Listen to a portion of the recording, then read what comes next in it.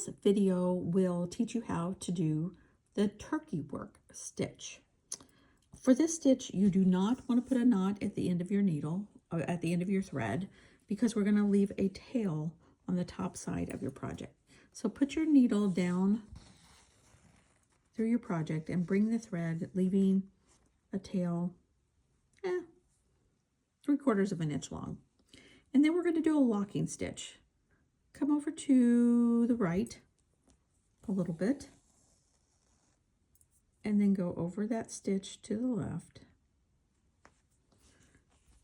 locking that tail down. Next, we're going to start creating loops. We come up in the middle of that locking stitch right next to our tail and pull our thread through and create a loop at the top, holding it with our thumb. We're going to come down next, just kind of close to our last locking stitch to create that loop. Then we need to lock that leg down. So holding onto your loop, bring your thread up next to the end of the last locking stitch and go over that leg of your loop, creating a locking stitch. Then we want to create another loop. We're going to go in the middle of this loop or in the middle of those locking stitches.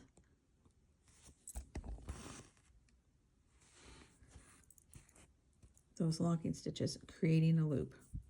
Coming down close to your last locking stitch. And every time you make a loop, you need to make a locking stitch to lock that leg down. Come up at the end of the last locking stitch and go over it to lock it down. We're going to create another loop. We keep doing this all along the area that we want this turkey work in. Up in the middle of the loop, in between the two locking stitches. Hold your loop at the top at about approximately the same height. You can adjust this. You can cut them down later and bring it holding your loop. Again, we've got a loop, so we're going to do a locking stitch. Come up at the end of the last locking stitch and then over to the right to lock it down with that locking stitch. So always hold that loop up there. There we go. And then we make another loop by going in the middle of that last loop above the two locking stitches. Hold your loop.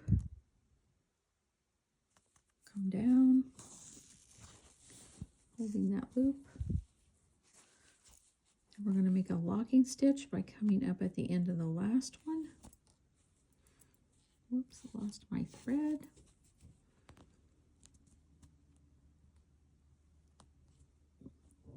Nope, I think that did not work. Let's pull it back out. Let me thread my needle quickly.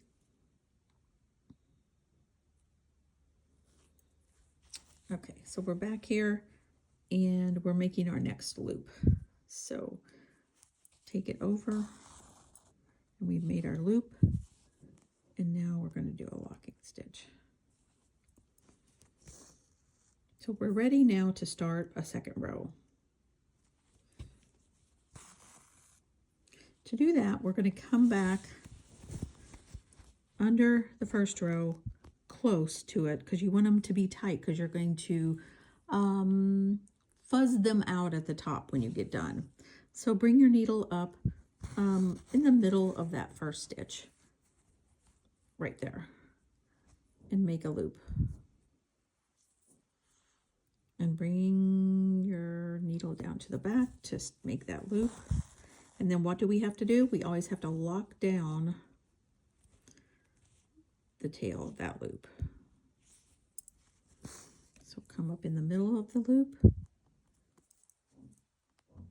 over to the right to lock that tail down.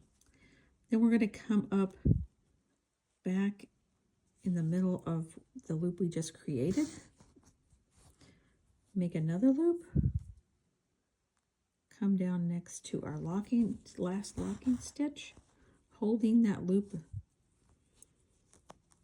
And then we make our locking stitch by coming to the end of that last locking stitch and then over the stitch to the right.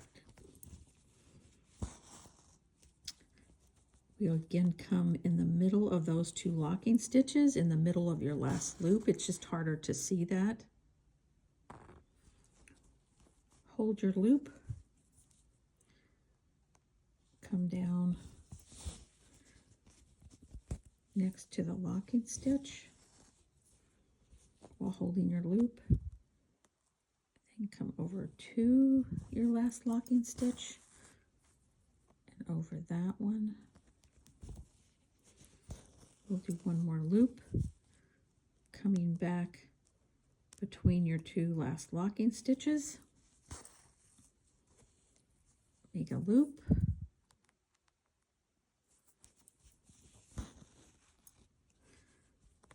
Come up at the end of your last locking stitch to make this locking stitch. And at this point, I'm going to stop, but you could keep continuing on down the row and make a whole circle full or whatever you need in your shape. So I'm going to cut this off right now. You would lock it down back there, and now comes the fun part.